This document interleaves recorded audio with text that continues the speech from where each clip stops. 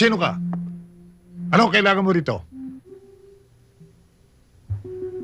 19 na taong ko hinintay ang pagkakataong ito. Matagal kitang hinanap. Para patayin. Ano? Ang ulo mo? Ano kasalanan ko sa'yo? Malaking kasalanan na nagawa niyo sa akin. Pinabayaan niyo akong lumaki sa kandili ng ibang tao. Alam niyo ba kung ganong hirap ang tiniis ko? Sa bawat hagupit na lumalatay sa aking katawan, kayo at ang inyong kapabayaan ang pumapasok sa akin isipan. Teka muna. Ano ba pinagsasabi mo? Sino ka ba talaga? Nawala na rin ba sa isipan yung pangalang Arsenio Kayanan? Boy? Si Boy?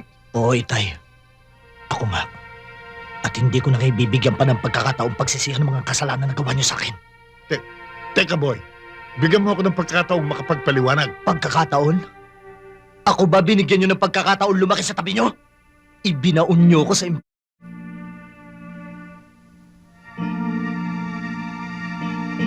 Sige, Boy. Kalabitin mo. At pagkatapos ay huwag mong pagsisihan kung bakit hindi mo ako binigyan ng pagkakataong magpaliwanag sa iyo. Huwag mong isisi sa akin ang lahat ng nangyari sa iyo, anak. Kung alam mo lamang ang paghihirap ng aking kalooban nung mawala ka, nang kunin ka't itago ka sa akin ng iyong ina, hinanap kita. Hinanap kita, Boy.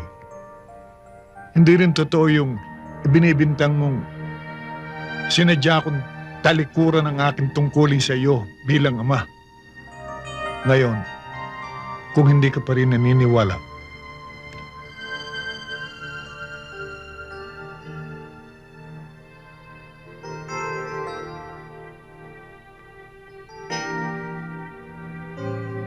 nakahanda na akong mamatay. Kalabitin mo na.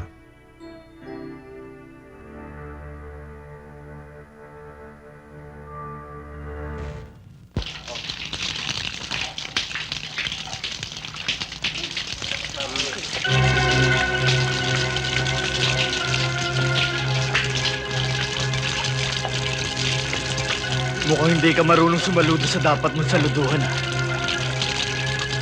Baka ang akala mo, pader na yung sinandalan mo. Agiw lang sa akin yan. Ay nako, nagbida na naman ng taong bugok. Sinong bugok? Ikaw! Ka, di ba? Kaya... Toits Chong! Yun naman pala, ka.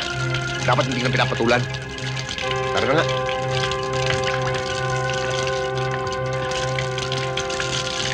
Ang bango mo, ah. Alam mo, in love ako sa mga bagong paligo.